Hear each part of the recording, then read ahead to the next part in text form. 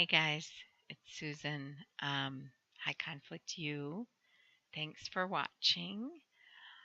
It was kind of interesting. I had a little revelation today. I was talking to a friend, and we're both people of faith. And I had brought up to her how one of my clients this week mentioned that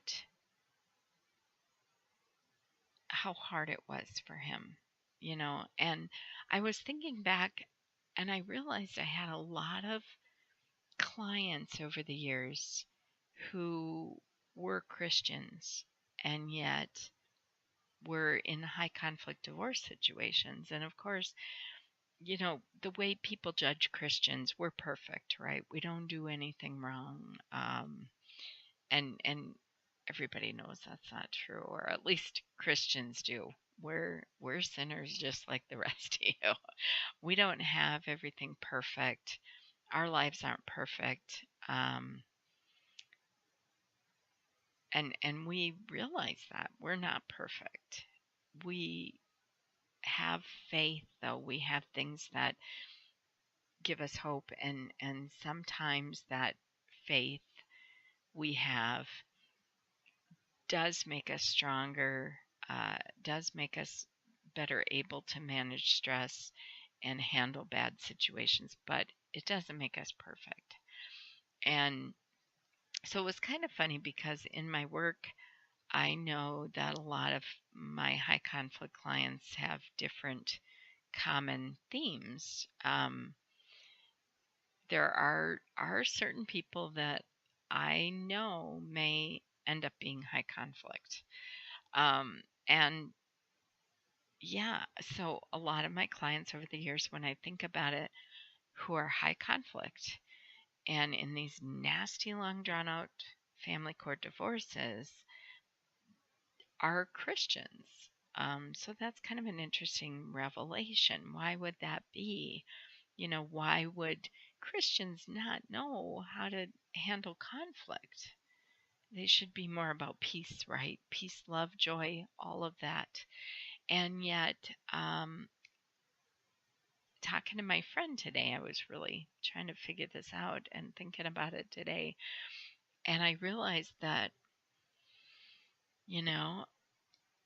I bet it's because of this internal conflict they have going on too, where, you know, it's in conflict with what our faith says. Our faith says, till death do you part, and divorce isn't, you shouldn't do it.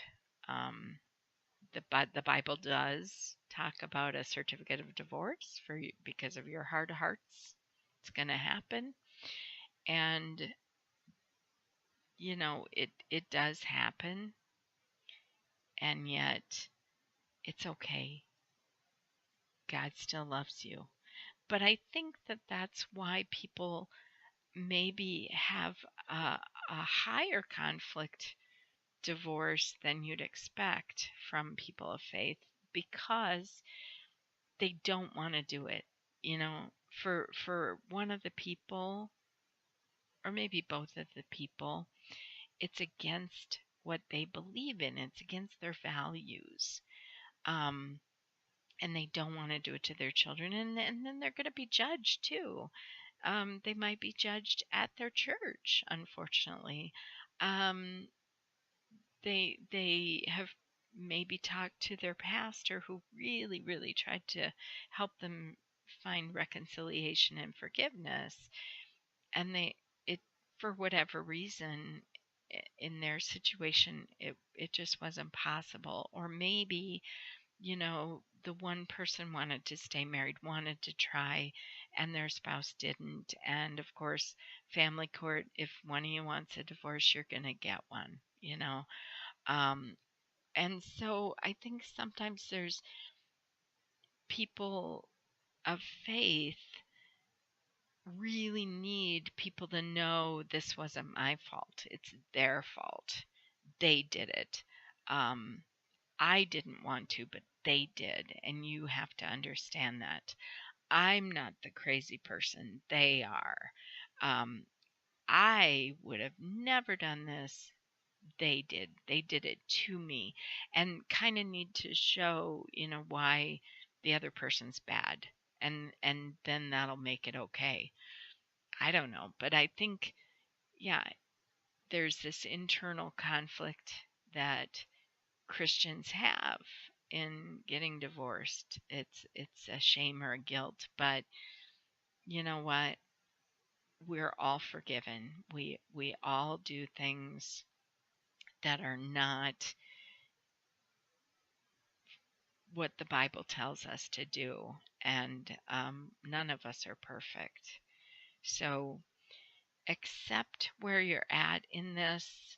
Um, there are some people who can save their marriage. Actually, High Conflict U, we can help people who are married gain new skills to stay married.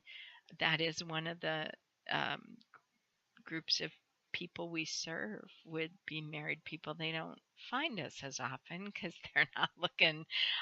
We are High Conflict U, and I don't know if that's where most Christians go to save their marriage, but we do offer relationship coaching. It isn't just for divorced people. But if you are divorced, you know what, and you need some help, you need some support and encouragement, and maybe even we do, many of us are of faith here, so we'll share with you. I'm divorced as well. We have that connection, and that's something to, if you want someone to talk to about that. We're not pastors, um, but we do know that sometimes that is hard to reach out to your church, and feel like they're not going to support you because you're divorced. So we're here. We understand. We understand the struggle you're having trying to parent in two separate homes, too. So um, we love you. We understand that divorce happens. And sometimes it's actually a really good thing for your children. It gets them out of a really bad situation. They don't have to hear constant fighting, um, or maybe this wasn't what you wanted to do, but you're still going to be a really good parent for your child. And that's what you have to realize. Um, Maybe they were seeing things at home that weren't good examples. Maybe now there's an opportunity for you to move on and have a new relationship where you can feel happy and be, that's a healthy example for your child of what healthy relationships look like. So if you're a Christian and you're divorced, it's okay. Really, it is. It happened for a reason. Everything happens for a reason. We love you.